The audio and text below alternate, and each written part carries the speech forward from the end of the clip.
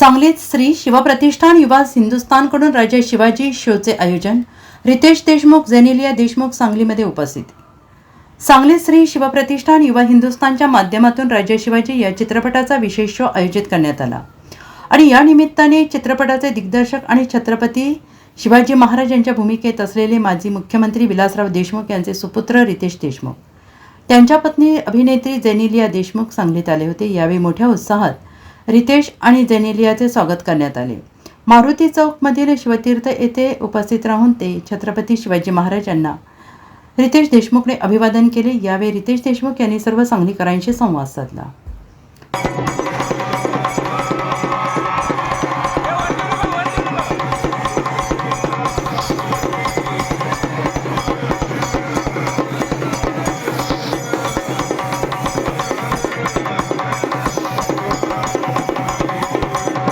Bureau report SBN Marathi Sangli.